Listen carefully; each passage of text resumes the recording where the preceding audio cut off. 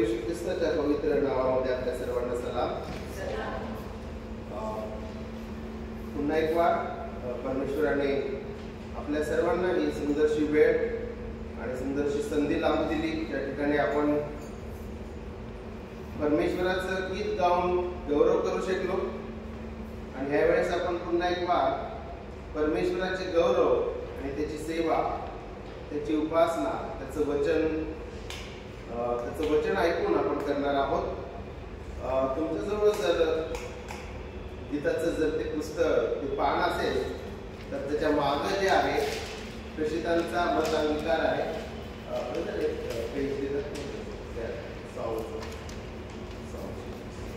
Thank you. तर ह्या ठिकाणी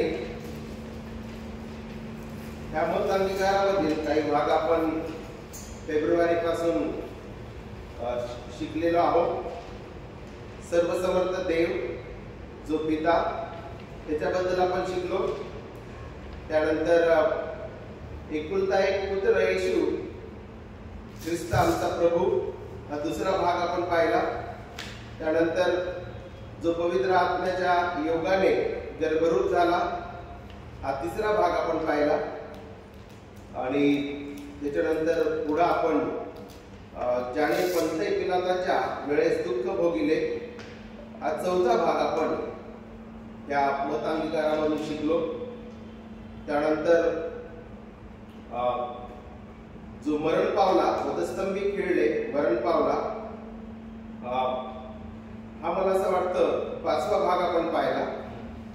आणि त्यानंतर ज्याला पुरिले हा सहावा भाग आपण शिकलो. त्याच्यानंतर तिसऱ्या दिवशी मेलेल्यातून पुन्हा उठला तो सातवा भाग होता. आणि स्वर्गात चढला आणि सर्वशक्तिमान देव जो पिता याच्या उजवीकडे बसला आहे हा आजचा आपला आठवा भाग आहे. The 8th session on the basics of the Christian faith. आपल्या ख्रिस्ती विश्वासाचे मूलभूत तत्व काय आहे तर ह्या मत अंगीकारामध्ये आपल्याला हे मूलभूत तत्व देण्यात आलेले आहे. आणि खरे ख्रिस्ती देवाचे खरे लेकरू प्रभू येशू ख्रिस्ताचे सच्चे सेवक आणि सच्चे शिष्य ह्या नात्याने आपल्याला ह्या पवित्र शास्त्रातील सत्यांवर आणि तत्वांवर, सिद्धांतावर विश्वास ठेवणं अत्यंत गरजेचं आहे. आज आपण प्रभू येशू ख्रिस्ताचं स्वर्गारोहण, त्याला उंच करण्यात आले आणि त्याच प्रकारे त्याचा राज्याभिषेक याबद्दल शिकणार आहोत. आणि मी यावेळेस प्रेषितांची कृत्य अध्याय 1 आणि वचन 1 पासून ते 11 पर्यंत आपल्या सर्वांकरिता वाचतो. प्रेषितांची कृत्य अध्याय 1 आणि वचन 1 पासून ते 11 पर्यंत. थियोफिल महाराज येशूने जे प्रेषित निवडले होते त्यांना पवित्र आत्म्याच्या द्वारे आज्ञा केल्यानंतर तो वर घेतला गेला. त्या दिवसापर्यंत त्याने जे जे करण्यास व शिकवण्यास आरंभले होते त्या सर्वांविषयी मी पहिला ग्रंथ केला. मरण सोसल्यानंतरही त्याने त्यांना पुष्कळ अचूक प्रमाणांनी आपण जिवंत आहोत हे दाखवले. 40 दिवस पर्यंत तो त्यांना दर्शन देत असे व देवाच्या राज्याच्या गोष्टी सांगत असे. तो व ते एकत्र जमले असताना त्याने त्यांना आज्ञा केली की यरूशलेम सोडून जाऊ नका, तर पित्याने देव केलेल्या त्या देणगीविषयी तुम्ही माझ्याकडून ऐकले आहे तिची वाट पहा. कारण योहानाने पाण्याने बाप्तिस्मा केला खरा, पण तुमचा बाप्तिस्मा थोड्याच दिवसांनी पवित्र आत्म्याने होईल. वचन 6. मग ते एकत्र असताना त्यांनी त्याला विचारले, प्रभूजी, ह्याच काळात आपण इस्रायलाचे राज्य पुन्हा स्थापित करणार काय? तो त्यांना म्हणाला, जे काळ व समय पित्याने स्वतःच्या अधिकारात ठेवले आहे ते जाणणे तुमच्याकडे नाही, परंतु पवित्र आत्मा तुमच्यावर येईल तेव्हा तुम्हाला सामर्थ्य प्राप्त होईल आणि यरूशलेम, सर्व युदेया, शमरोना व पृथ्वीच्या शेवटापर्यंत तुम्ही माझे साक्षी व्हाल. असे सांगितल्यावर त्यांच्या डोळ्यात देखत तो वर घेतला गेला आणि मेघाने त्याला त्यांच्या दृष्टीआड केले. तो जात असता ते आकाशाकडे निरखून पाहत होते. तेव्हा पहा, शुभ्र वस्त्रे परिधान केलेले 2 पुरुष त्यांच्या जवळ उभे राहिले. ते म्हणाले, आहो गालिलेकरांनो, तुम्ही आकाशाकडे का पाहत उभे राहिला? हा जो येशू तुमच्यापासून वर आकाशात घेतला गेला आहे, तोच तुम्ही त्याला असे आकाशातून जाताना पाहिले तसाच येईल. प्रभू परमेश्वर वाचलेल्या ह्या वचनांवर आशीर्वाद पाठवू आणि ह्या वचनांद्वारे आपल्या सर्वांना आशीर्वादित करू. बायबल मधले असे अनेक शास्त्र भाग आहेत किंवा विषय आहेत ज्याकडे मंडळ्या दुर्लक्ष करतात. आणि प्रभू येशू ख्रिस्ताचं स्वर्गारोहण म्हणजे तो स्वर्गामध्ये गेला, स्वर्गामध्ये त्याचा प्रवेश झाला, पित्याच्या उजवीकडे त्याला स्थान प्राप्त झालेले आहे आणि तो स्वर्गामध्ये पित्याच्या उजवीकडे बसलेला आहे. हे पवित्र शास्त्र आपल्याला स्पष्ट रीतीने शिकवितो. असं असून सुद्धा बरेचसे सेवक आणि मंडळ्या आणि विश्वासणारे प्रभू येशू ख्रिस्ताच्या स्वर्गारोहण त्याला उंच करण्यात आले आणि प्रभू येशू ख्रिस्ताचं राज्याभिषेक याकडे दुर्लक्ष करतात. जरी हे अत्यंत मूलभूत आहे, अत्यंत महत्वाचा विषय आहे, तरी ह्या विषयाकडे मंडळीने कानाडोळा केलेला आहे. जर आपण काही मंडळींना विचारलं, काय तुम्ही प्रभू येशू ख्रिस्ताच्या स्वर्गारोहणाबद्दल तुमच्या जीवित काळामध्ये एखादा उपदेश ऐकला का? तर मला असं वाटतं सभासद म्हणतील की आम्हाला स्वर्गारोहणाबद्दल, प्रभू येशू ख्रिस्ताच्या राज्याभिषेकाबद्दल आणि प्रभू येशू ख्रिस्ताला उंच केले याबद्दल आम्ही कधीही ऐकले नाही. आणि यामधून आपल्याला कळतं की ह्या विषयाकडे दुर्लक्ष करण्यात आलेलं आहे. असं असून सुद्धा प्रियांनो, हा विषय अत्यंत महत्वाचा आहे. जर प्रभू येशू ख्रिस्ताचं स्वर्गारोहण झालं नसतं तर मंडळी नसते. प्रभूचे जे सेवक आहेत अल्बर्ट मोहलर ते म्हणतात की जर प्रभू येशू ख्रिस्ताचं स्वर्गारोहण झालं नसतं तर मंडळीचे अस्तित्व नसते.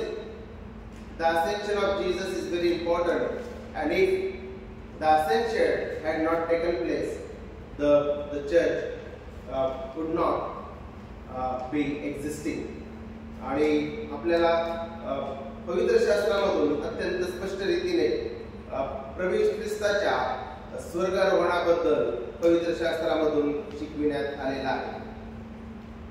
आपल्याला देवाने 4 शुभवर्तमान दिलेले आहे आणि ते 4 शुभवर्तमान प्रभू येशू ख्रिस्ताचं दुःख सहन करणे, प्रभू येशू ख्रिस्ताचे वधस्तंभावरील अर्पण आणि पुनरुत्थानाबद्दल शिकवतात व खास करून लूक व प्रेषितांची कृत्य हे एका विशिष्ट घटनेवर भर देतात आणि ते म्हणजे प्रभू येशू ख्रिस्ताचे स्वर्गारोहण. जो संदर्भ आपण प्रियांनो वाचलेला आहे प्रेषितांची कृत्य अध्याय 1 त्याच्यामध्ये पहा, स्वर्गारोहण असा थेट शब्द नाही आहे, परंतु जर तुम्ही अध्याय 1 आणि वचन 1 जर पाहिले तर त्या ठिकाणी असं म्हटलेलं आहे की थियोफिल महाराज येशूने जे प्रेषित निवडले होते त्यांना पवित्र आत्म्याच्या द्वारे आज्ञा केल्यानंतर तो वर घेतला गेला. हा जो वाक्यप्रचार आहे किंवा हे जे शब्द आहे ते प्रभू येशू ख्रिस्ताच्या स्वर्गारोहणाबद्दलचे आहे. प्रभू येशू ख्रिस्ताचं स्वर्गारोहण झाले हे ते स्पष्टपणे शिकवितात. त्याचप्रकारे जर तुम्ही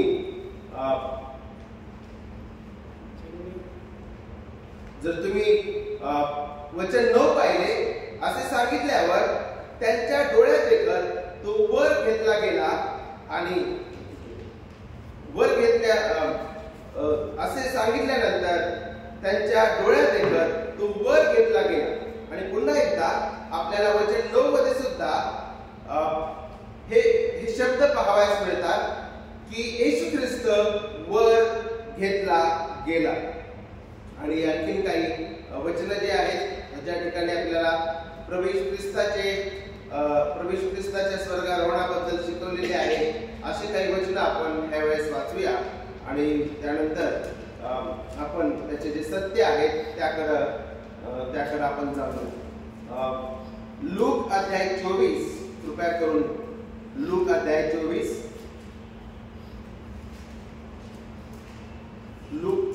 आणि जो शेवटचा भाग आहे तो आपण वाचूया ह्या वेळेस. वचन लूक अध्याय 24 आणि वचन 50, 51, 52 आणि 53. नंतर त्याने त्यांना बेथानी पर्यंत बाहेर नेले. तुम्हाला सापडले का सर्वांना? लूक अध्याय 24 आणि वचन 50 पासून पुढे. नंतर त्याने त्यांना बेथानी पर्यंत बाहेर नेले आणि हात वर करून त्यांना आशीर्वाद दिला. मग असे झाले की तो त्यांना आशीर्वाद देत असताना त्यांच्यापासून वेगळा झाला आणि वर स्वर्गात घेतला गेला. तेव्हा ते त्याला नमन करून मोठ्या आनंदाने यरूशलेमेस परत गेले आणि ते मंदिरात देवाचा धन्यवाद सतत करत राहिले. या ठिकाणी सुद्धा प्रियांनो, लूक अध्याय 24 आणि वचन 50 व 51 मधून आपल्याला स्पष्ट रीतीने या ठिकाणी पाहावयास मिळतं की वर स्वर्गात घेतला गेला आणि याला स्वर्गारोहण म्हणतात प्रियांनो. आणखीन आपण पहिले तिमोथेय अध्याय 3 आणि वचन 16 वाचूया आणि त्या वचन 16 मध्ये सुद्धा आपल्याला प्रभू येशू ख्रिस्ताच्या स्वर्गारोहणाबद्दल शिकविण्यात आलेला आहे. ज्या कोणास भेटले कृपया करून वाचा.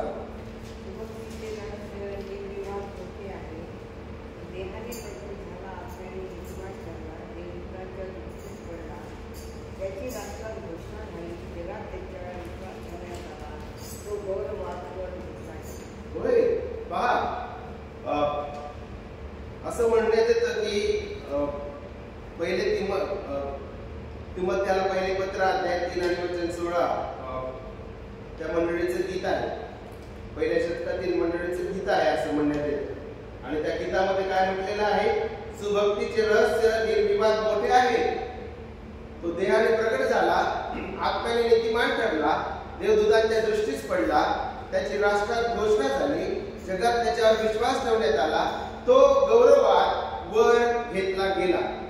आणि या ठिकाणी आपल्याला स्पष्ट रीतीने पौलाच्या पत्रामध्ये, त्याच प्रकारे लूक शुभवर्तमानामध्ये आणि आपण जो शास्त्र भाग वाचला ख्रिस्ताची कृत्य अध्याय 1 आणि वचन 1 ते 11 मध्ये आपण स्पष्ट रीतीने प्रभू येशू ख्रिस्ताच्या स्वर्गारोहणाबद्दल या ठिकाणी पाहिलेलं आहे पवित्र शास्त्रामध्ये.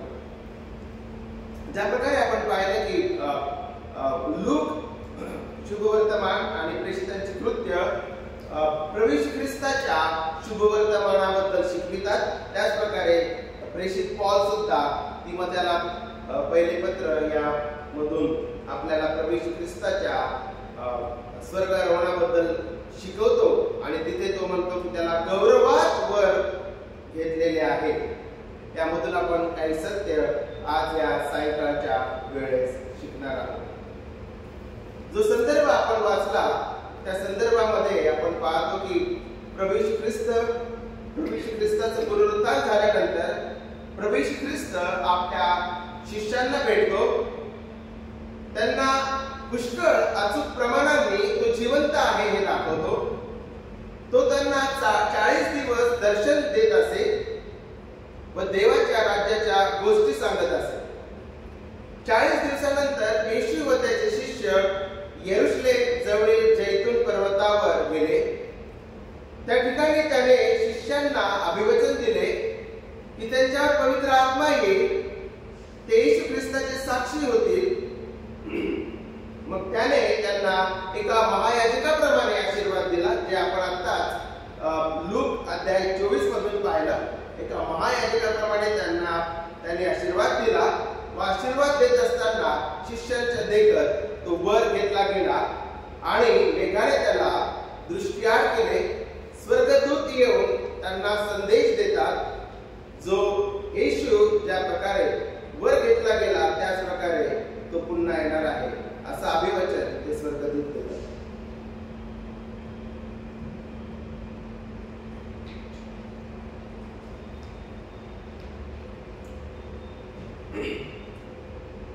प्रभू ख्रिस्ताच्या स्वर्गारोहणाबद्दल बरेचसे लेखक विविध त्यांचे मत मांडतात आणि त्याच्यातील एक मत मी तुमच्या समोर एक जे विधान आहे अल्बर्ट मोहलरचं जे आहे तुमच्या समोर मी मांडलं होतं आताच थोड्या वेळापूर्वी, की जर प्रभू ख्रिस्ताचे स्वर्गारोहण झाले नसते तर मंडळीचे अस्तित्व नसते. आणि आर.सी. स्प्रॉल म्हणतात की जर प्रभू ख्रिस्ताचं स्वर्गारोहण झालं नसतं तर प्रभू ख्रिस्ताचं वधस्तंभावरील मरण कोणत्याही कामाचे नसते, कोणत्याही त्याचा काही उपयोग झाला नसता. आणि म्हणून जे जे मूलभूत तत्व बायबलमध्ये दिलेले आहेत, जे ह्या अपोझल्स क्रीड मध्ये प्रेषितांच्या मत अंगीकारामध्ये दिलेले आहेत, त्या सर्वांवर एक प्रभू ख्रिस्ताचे खरे शिष्य या नात्याने त्या सर्व पैलूंवर विश्वास ठेवणं अत्यंत गरजेचं आहे. प्रभू ख्रिस्ताचे स्वर्गारोहण आम्हाला काय शिकवतं प्रियाने? आपण त्याच्यामधून कोणत्या गोष्टी शिकू शकतो किंवा अशा कोणत्या महत्वाच्या गोष्टी स्वर्गारोहणाद्वारे संपन्न होतात, हे आपण ह्या ठिकाणी पाहणार आहे. सगळ्यात पहिले आपण पाहतो की येशू ख्रिस्ताचे स्वर्गारोहण शिकवते की देवाने येशू ख्रिस्ताला दिलेली पृथ्वीवरील सेवा समाप्त झाली आहे. आपण ह्या प्रभू ख्रिस्ताच्या स्वर्गारोहणामधून पाहतो की आता आपण ख्रिसमसच्या दिवसांमध्ये जर तुम्हाला आठवत असेल तर देहधारणेबद्दल शिकतो की देवाची मुक्तीची योजना पृथ्वीवरील त्याची सेवा करण्याकरिता देवाने त्याला पाठविलं होतं. आणि स्वर्गारोहण आपल्याला शिकविते की देवाने ख्रिस्ताला दिलेली पृथ्वीवरील त्याची सेवा त्यांनी समाप्त केलेली आहे. हे पहिलं सत्य स्वर्गारोहण आपल्याला शिकवितं. दुसरं सत्य स्वर्गारोहणामधून आपण शिकतो की पृथ्वीवरील दुःख सहन करण्याचे त्याचे काळ किंवा त्याचा जो समय आहे समाप्त झाला आहे आणि यापुढे आता ख्रिस्त कधीही दुःख सोसणार नाही. प्रियानो, आपण गुड फ्रायडे आणि उत्तम शुक्रवार किंवा गुड फ्रायडेच्या आधी किंवा गुड फ्रायडेच्या दिवशी त्याच्या दुःख सहनाबद्दल आपण शिकलोय. पण स्वर्गारोहण जे आहे आपल्याला शिकवतं की आता प्रभू ख्रिस्त यापुढे कधीही दुःख सहन करणार नाही. तिसरी बाब आपण प्रभू ख्रिस्ताच्या स्वर्गारोहणामधून शिकतो की आता प्रभू ख्रिस्ताची मानवी मर्यादा समाप्त झाली आहे. प्रभू ख्रिस्ताची मानवी मर्यादा समाप्त झाली आहे. ज्यावेळेस तो भूतलावर होता, ज्यावेळेस तो त्या पृथ्वीवर होता, आपल्याला ठाऊक आहे की त्याला भूक लागली, त्याला कष्ट झाले, त्याला पणामधून जावं लागलं, त्याला तहान लागली,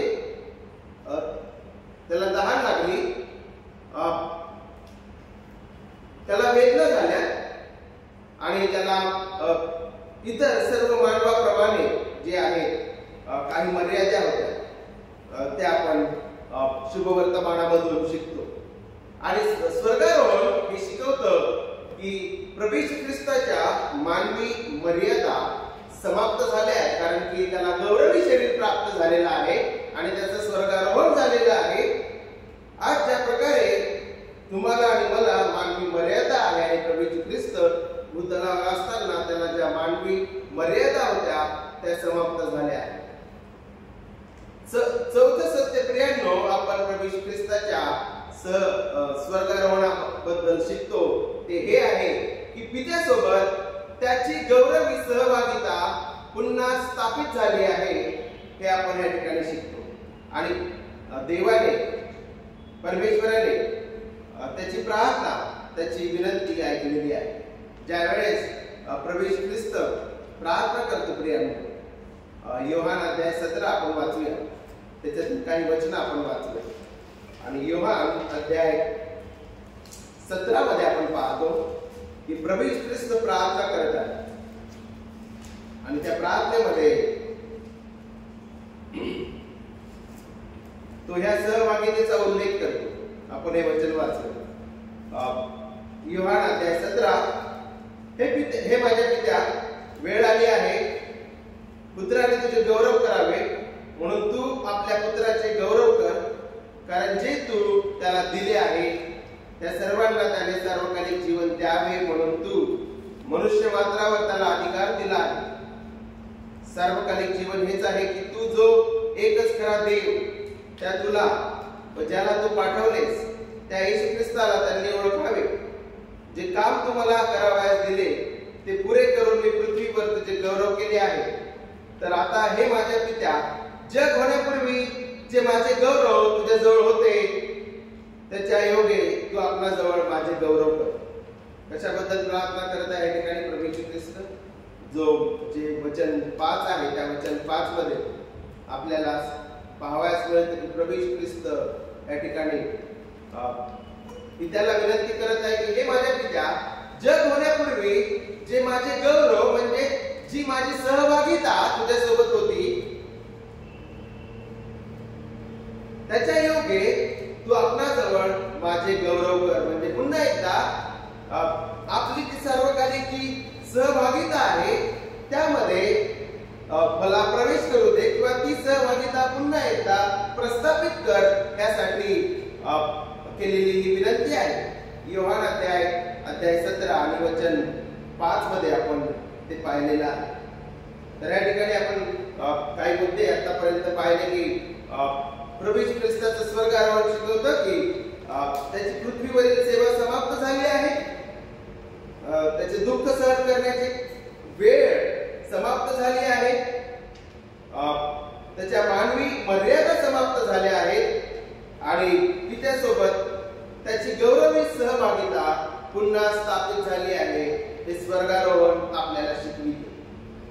त्यानंतर प्रियांनो, त्या पुढील सत्य स्वर्गारोहणाबद्दल आपण शिकतो की पित्याने त्याला उंच करून सर्व अधिकार व सर्व वैभव दिले आहे. सर्व श्रेष्ठ नाव देवाने प्रभू येशू ख्रिस्ताला दिले आहे. हे फिलिप्पीकरास पत्र अध्याय 2 आपल्याला शिकवितं. आपण ते वचन त्यावेळेस वाचूया. फिलिप्पीकरास अध्याय 2 आणि त्यातील काही वचन त्यावेळेस मी आपल्या सर्वांकरिता वाचतो. वचन 9, यामुळे देवाने त्याला अतिउच्च केले आणि सर्व नावापेक्षा जे श्रेष्ठ नाव ते त्याला दिले. ह्यात हेतू हा की स्वर्गात व पृथ्वीवर व पृथ्वीखाली प्रत्येक गुडघा येशूच्या नावाने टेकला जावा आणि देव पित्याच्या गौरवासाठी प्रत्येक जीवेने येशू ख्रिस्त हा प्रभू आहे असे कबूल करावे. या ठिकाणी आपण पाहतो की स्वर्गारोहण आपल्याला काय शिकवतं की पित्याने त्याला अत्युच्च केले आणि सर्वश्रेष्ठ नाव दिले. आणि काय सर्वश्रेष्ठ नाव दिले? काय नाव दिले सर्वश्रेष्ठ? वचन 9 पहा.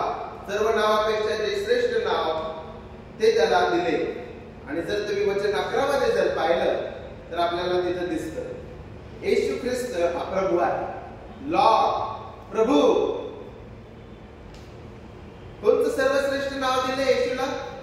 प्रभू.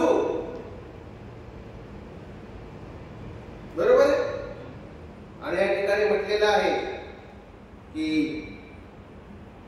ह्यात हेतू हा की स्वर्गात व पृथ्वीवर व पृथ्वीखाली प्रत्येक गुडघा येशूच्या नावाने टेकला जावा.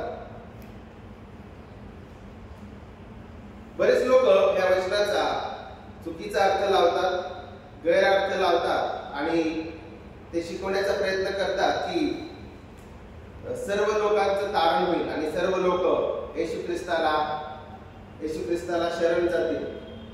स्वर्गात व पृथ्वीवर व पृथ्वीखाली प्रत्येक गुडघा येशूच्या नावाने टेकला जावा. आणि देवपित्याच्या गौरवासाठी प्रत्येक जिभेने येशू ख्रिस्त हा प्रभू आहे असे कबूल करावे. आणि बरेच लोक जे आहेत विश्वव्यापी तारणाबद्दल शिकवतात किंवा युनिव्हर्सलिझम त्याला म्हणतात की सर्व लोकांचं तारण होईल. ह्या वचनाच्या आधारे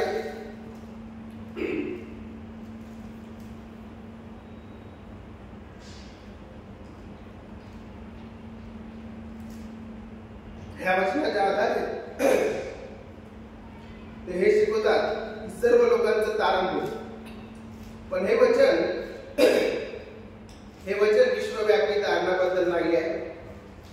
बायबल स्पष्ट रीतीने शिकवतं की ज्यांच्यावर त्याचा प्रसाद झाला आहे, जे जगाच्या उत्पत्तीपूर्वी देवाने निवडलेले आहे, अशा लोकांचंच तारण होईल. हे वचन शिकवतं की प्रत्येक गुडघा येशूच्या नावाने टेकला जावा. याचा अर्थ असा आहे प्रियांनो की जे विश्वासणारे आहेत ते त्यांच्या जीवित काळामध्येच कबूल करतात की येशू ख्रिस्त हा प्रभू आहे आणि त्याच्या समोर गुडघा टेकतात. आणि जे अविश्वासणारे आहेत न्यायाच्या दिवशी त्यांना कळेल की आम्ही ज्या गोष्टींची उपासना करत होतो ते सर्व चूक होते, असत्य होते, ते देव नव्हते. आणि न्यायाच्या दिवशी त्यांना कळेल की येशू ख्रिस्त हा प्रभू आहे. आणि त्या दिवशी त्यांना जे आहे दुसरी संधी जी आहे प्राप्त होणार नाही.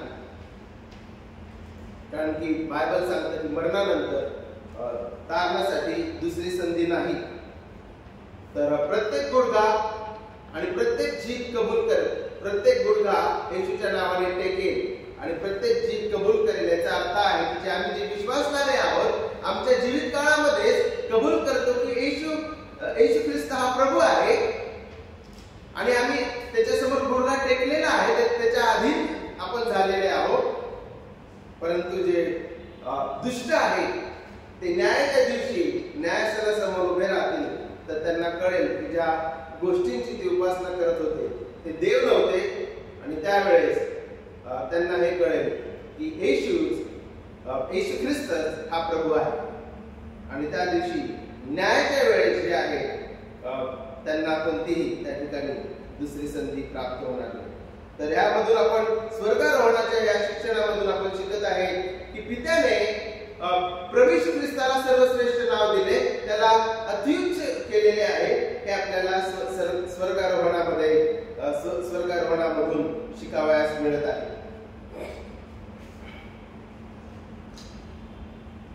त्याला स्वर्गातील अत्यंत अधिकारयुक्त जागा, पित्याच्या उजवीकडची जागा पित्याच्या उजवीकडे देण्यात आलेली आहे.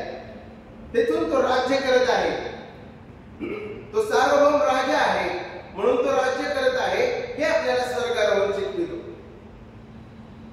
तो त्याच्या लोकांसाठी जागा तयार करत आहे. हे योहान अध्याय 14 मधून आपल्याला शिकावयास मिळत आहे की आज प्रभू येशू ख्रिस्त काय करत आहे. आणि जर आपण योहान अध्याय 14 जर वाचला तर आपल्याला त्या ठिकाणी कळेल की योहान सांगत आहे, योहानाच्या शुभवर्तमानामध्ये त्या ठिकाणी प्रभू येशू ख्रिस्त बोलतो की तुमचे मन अस्वस्थ होऊ देऊ नका. आपण तो शास्त्र भाग वाचूया.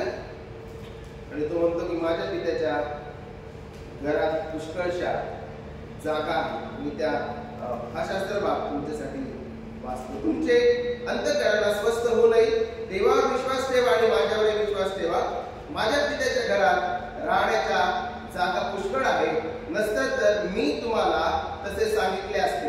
मी तुमच्यासाठी जागा तयार करायला जातो आणि मी जाऊन तुमच्यासाठी जागा तयार केली म्हणजे पुन्हा येऊन तुम्हाला आपल्या जवळ नेईल, यासाठी की जेथे मी आहे तेथे तुम्ही असावे. योहान अध्याय 14 मध्ये प्रभू येशू ख्रिस्त म्हणत आहे की मी यासाठी जात आहे, जागा तयार करण्याकरिता जात आहे. आणि स्वर्गारोहण आपल्याला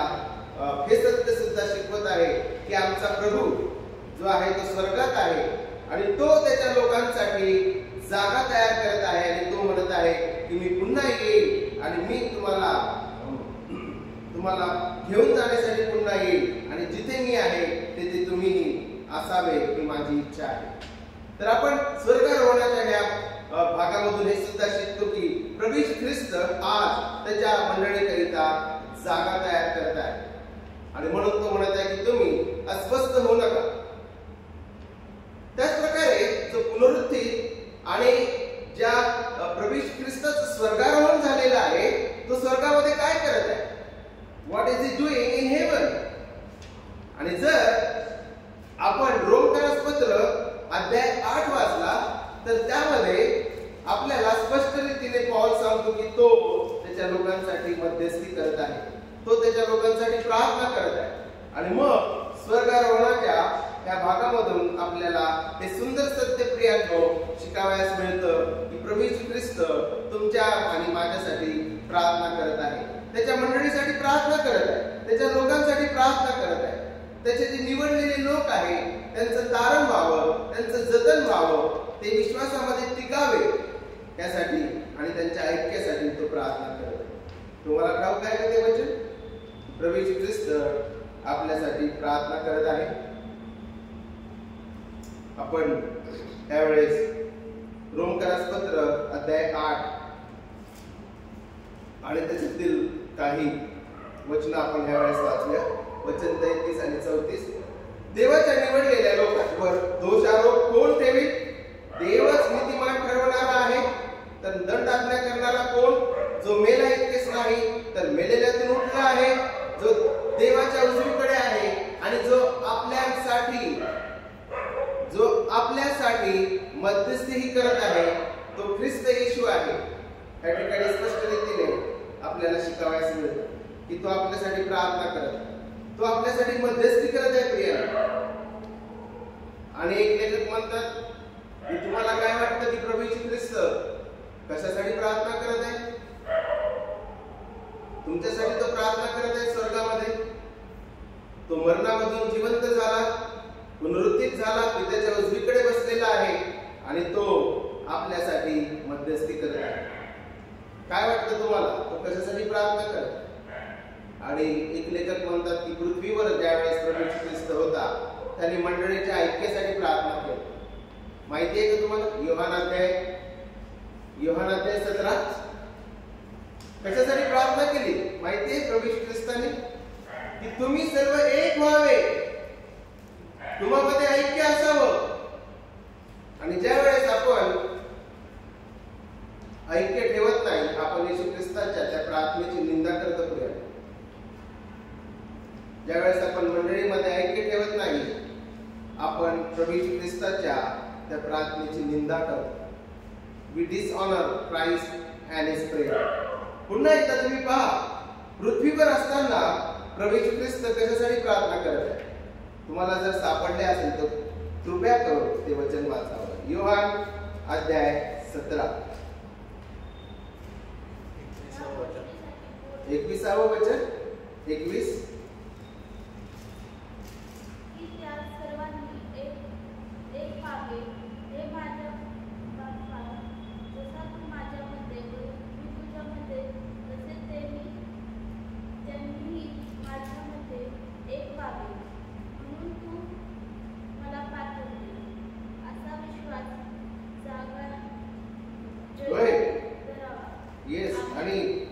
वचन 22 मध्ये सुद्धा तू जे गौरव मला दिले आहेस ते मी त्यांना दिले आहे ह्यासाठी की जसे आपण एक आहोत तसे त्यांनीही एक व्हावे, म्हणजे तुम्ही म्हणजे मी त्यांच्यामध्ये व तू माझ्यामध्ये, ह्यासाठी की त्यांनी एक होऊन पूर्ण व्हावे आणि त्यावरून जगाने समजून घ्यावे की तू मला पाठवले आहे.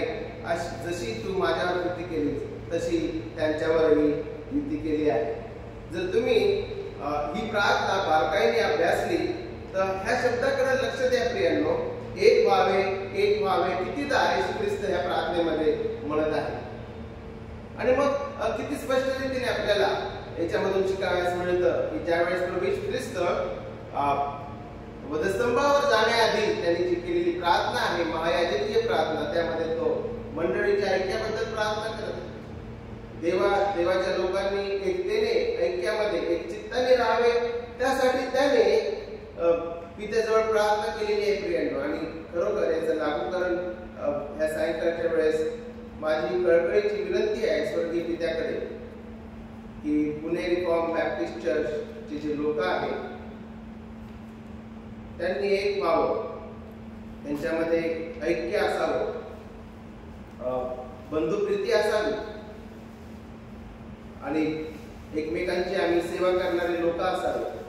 आणि ही साक्ष प्रभू येशू ख्रिस्त म्हणतो की आमच्या अशा जगण्याने, ऐक्याने आणि प्रीतीद्वारे ही साक्ष लोकांपर्यंत जाते की आमचा प्रभू येशू ख्रिस्त हा खरोखर देव आहे, ख्रिस्त आहे, देवाने त्याला पाठविलेले आहे आणि आपण त्याचे शिष्य आहोत.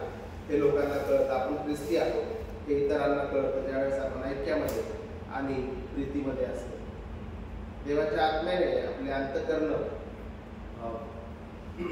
यावेळेस त्याच्या वचनाने भरावे. आणि हा एक सिद्धांत, ह्या अनेक गोष्टी जरी ह्या सायंकाळच्या वेळेस आमच्या डोक्यात राहिल्या नाही, आमच्या मनात राहिल्या नाही, तर ही एक गोष्ट देवाच्या आत्म्याने आमच्या मनावर बिंबवावी की आम्ही ऐक्यामध्ये राहू. ही माझी स्वर्गीय पित्याजवळ कळकळीची विनंती आहे त्या सायंकाळच्या वेळेस, जेणेकरून जे सेवक कष्ट करत आहेत त्यांच्या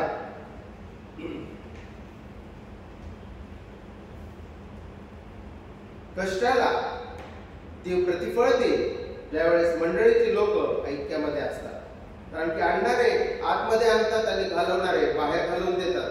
आणि त्यामुळं सेवकाचं जे अंतःकरण आहे ते खिन्न होतं प्रियांनो. आणि त्यामुळे प्रियांनो आपण सर्वांनी एकतेमध्ये आणि ऐक्यामध्ये असावं, सुवार्तेच्या ऐक्यामध्ये असावं, सिद्धांताच्या ऐक्यामध्ये असावं. ही प्रार्थना प्रभू येशू ख्रिस्ताने या पृथ्वीवरील जीवनामध्ये त्यांनी केलेली आहे आणि स्वर्गामध्ये सुद्धा तो हीच प्रार्थना करत आहे प्रियांनो. आणि my request is please respect Christ and his prayer. माझी विनंती आहे प्रियांनो की ख्रिस्त आणि ख्रिस्ताच्या त्या प्रार्थनेचा कृपया करून आदर करा आणि तुम्ही सुद्धा तीच प्रार्थना तुमच्या वैयक्तिक जीवनामध्ये करा की मंडळीमध्ये, देवाच्या लोकांमध्ये ऐक्य असावं. आणि या स्वर्गारोहणाच्या भागामधून आपण पाहिलेलं आहे की तो स्वर्गामध्ये वर घेण्यात गेला, वर गेला आणि पित्याच्या उजवीकडे बसलेला आहे. आणि रोमकरासमधून आपण शिकतो की तो मध्यस्थी करत आहे, आपल्यासाठी तो मध्यस्थी करत आहे. आणि प्रभू येशू ख्रिस्ताची एकही प्रार्थना रिजेक्ट होत नाही. प्रभू येशू ख्रिस्ताची एकही प्रार्थना जी आहे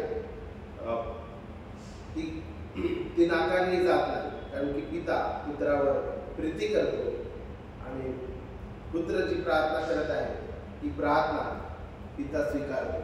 हे आपण या ठिकाणावर शिकतो. त्यानंतर प्रियांनो आपण या स्वर्गारोहणाच्या भागामधून आपण शिकतो की ज्या प्रकारे त्याला वर घेण्यात आले त्याच प्रकारे तो पुन्हा येणार आहे हे आपल्याला अभिवचन देण्यात आलेलं आहे. जर तुम्ही रोमकरासपत्र प्रेषितांची कृत्य अध्याय 1 आणि वचन 10 आणि 11 जर पाहिलं तर स्वर्गदूत शिष्यांना काय म्हणाले? अहो गालिलकरांनो, तुम्ही आकाशाकडे का पाहत उभे राहिलात? हा जो येशू तुमच्यापासून वर आकाशात घेतला गेला आहे तोच तुम्ही त्याला असे आकाशातून जाताना पाहिले तसाच येईल. आणि स्वर्गारोहणाच्या या भागामधून, या शिक्षणामधून आपण पाहतो की ज्या प्रकारे प्रभू येशू ख्रिस्त आकाशात वर आकाशामध्ये घेतला गेला त्याच प्रकारे तो पुन्हा येणार आहे. हे अभिवचन आपल्याला स्वर्गारोहण देत आहे की तो पुन्हा त्याच प्रकारे आपल्याला घेण्यासाठी येणार आहे. आणि किती अद्भुत आणि महान अभिवचन आहे. या अभिवचनावर आपण विश्वास ठेवून आपलं जीवन पुढे जगावं. आणि स्वर्गारोहण जे आहे प्रियांनो, स्वर्गारोहण आपल्याला हे सुद्धा शिकवितं की वर्तमान काळातील तो तारलेल्या लोकांना, वर्तमान काळामध्ये तो तारलेल्या लोकांना पवित्र आत्म्याची देणगी देऊन तो आपली मंडळी बांधत आहे. असेन्शन अँड एक्लेसिओलॉजी, प्रभू येशू ख्रिस्ताचं स्वर्गारोहण आणि मंडळी रचणे याचा संबंध आहे प्रियांनो. कारण की प्रभू येशू ख्रिस्त शिष्यांना काय म्हणाला, जर मी तुमच्यापासून गेलो तर मी माझा पिता पवित्र आत्मा, सत्याचा आत्मा तुम्हाला देईल. जर मी गेलो तर पवित्र आत्मा मी पाठवेन. हे शिष्यांना तो योहानाच्या पुस्तकामध्ये त्याने शिकविलं. जर प्रभू येशू ख्रिस्त जर गेला नसता तर या ठिकाणी आपल्याला शिकावयास मिळतं की पवित्र आत्मा जो आहे तो मंडळीवर किंवा देवाच्या निवडलेल्या लोकांवर आला नसता. आणि जर तो देवाच्या निवडलेल्या लोकांवर आला नसता तर मंडळी रचण्याचं काम किंवा मंडळी बांधण्याचं कार्य ते झालं नसतं. आणि म्हणून स्वर्गारोहण, पवित्र आत्म्याचे येणे आणि मंडळीची रचना किंवा मंडळी भरल्या जाणे किंवा मंडळी बांधल्या जाणे यांचा परस्पर संबंध आपल्याला पाहावयास मिळतो. आणि म्हणून स्वर्गारोहण अत्यंत महत्वाचा सिद्धांत आहे मंडळीकरिता, आपल्या सर्व ख्रिस्ती लोकांकरिता. आणि शेवटी मी तुम्हाला हे सांगू इच्छितो की ख्रिस्ताने मृत्यूवर विजय प्राप्त केला आहे.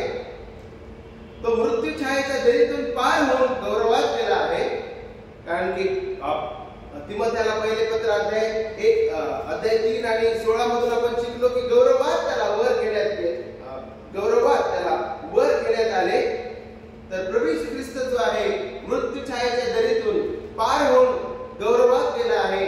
त्याच प्रकारे त्याचे जे लोक आहेत, त्याचे जे मेंढर आहेत, त्याचे जे निवडलेले लोक आहेत, त्याच प्रकारे विश्वासणारे सुद्धा मृत्यू छायेच्या दरीतून पार जाऊन गौरवात प्रवेश करतील.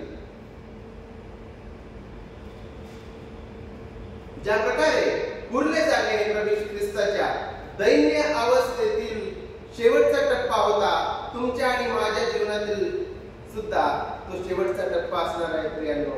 ज्या प्रकारे प्रभू येशू ख्रिस्ताला वर त्याला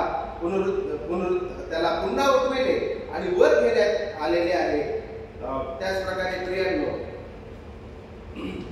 जे आपण ख्रिस्तामध्ये झोपतो, आपण पित्याजवळ जातो, आपला आत्मा पित्याजवळ जातो. आणि ज्यावेळेस प्रभू येशू ख्रिस्त पुन्हा येईल, आपल्याला गौरवी शरीर देण्यात येईल आणि आम्ही परमेश्वरासोबत सदोदित राहू. प्रभू येशू ख्रिस्ताच्या गौरवाचे आपण वाटेकरी होणार आहोत हे आपल्याला बायबल शिकविते. आणि म्हणून स्वर्गारोहणाच्या या बायबल अभ्यासामधून आपण हे सुद्धा शिकतो की ज्या प्रकारे ख्रिस्त मृत्यूवर विजय प्राप्त करून मृत्यू छायेच्या दरीतून तो पार गेला, त्याचे जे सर्व लोक आहेत ते सुद्धा मृत्यू छायेच्या दरीतून पार होऊन गौरवात प्रवेश करणार आहे. त्यावेळेस आपण प्रार्थना करू. स्वर्गीय प्रभू, आम्ही तुला धन्यवाद देतो. स्वर्गारोहणाचं हे अत्यंत महत्वाचं सत्य तुझ्या पवित्र शास्त्रामध्ये तू आमच्याकरिता दिलेले आहे. आणि प्रिय प्रभू, त्याचा अभ्यास करण्याची संधी तू आम्हाला आज या सायंकाळच्या वेळेस या ठिकाणी दिलेली आहे. त्यासाठी आम्ही तुझे आभार मानतो. त्यामधून आम्ही प्रिय प्रभू अत्यंत महत्वाच्या बाबी प्रिय प्रभू तुझ्या वचनामधून शिकलो.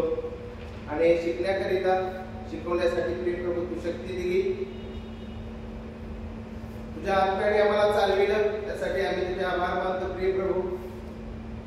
स्वर्गीय प्रभू, तुझं स्वर्गारोहण, पवित्र आत्म्याचे येणे आणि मंडळी बांधण्याचं कार्य यामध्ये परस्पर संबंध तू आम्हाला दाखविला. आणि स्वर्गीय पित्या, तू आम्हाला पुन्हा एकदा तुझ्या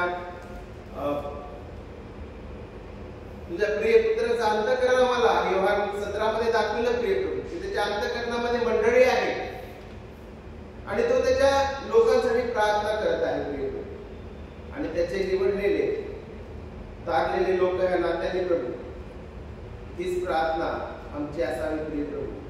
तुझ्या आत्म्याने आम्हाला चालेल आणि आम्ही यावेळेस प्रार्थना करतो स्वर्गीय प्रभू की आमचं जे कार्य आहे ते तुझ्या गौरवास्तव प्रिय प्रभू तू प्रस्थापित कर प्रभू। येणाऱ्या दिवसामध्ये प्रभूजी आम्ही ज्या नवीन लोकांना भेटणार आहोत, ज्या नवीन लोकांना आम्ही आमंत्रण देत आहोत प्रभूजी, आणि संपूर्ण मंडळी त्या नात्याने आम्ही त्या मंडळीच्या वाढीकरिता स्वर्गीय प्रभू तुझ्या साह्याने तुझ्या कृपेने आम्ही जे झटत आहोत प्रभूजी, त्याला तू प्रिय प्रभू आमच्या प्रार्थनेचं तू उत्तर दे आणि प्रतिफळ दे पिता परमेश्वरा। पुणे रिफॉर्म बॅप्टिस्ट चर्चची वाढ सद्गुणांमध्ये, सिद्धांतामध्ये, आत्मिक जीवनामध्ये आणि प्रिय प्रभू संख्येने होते। आमच्या ज्या सर्व गरजा आहेत तुला ठाऊक आहे, आमच्या समोर असलेले प्रश्न तुला ठाऊक आहे, आमचे आव्हान स्वर्गीय पित्या तुला ठाऊक आहे। प्रिय प्रभू आम्ही सर्व काही या रात्रीच्या वेळेस तुझ्या दय आणि कृपेच्या सिंहासनासमोर आणतो आणि विनंती करतो की आपला आशीर्वाद आम्हावर पाठव, आम्हाला तू प्रोत्साहित कर प्रभू, आणि ख्रिस्तामध्ये आशा आहे। प्रभू येशूच्या पवित्र आणि गोड नावात आम्ही प्रार्थना सादर करतो म्हणून तो आहे। बंधू प्रशांत आपल्याला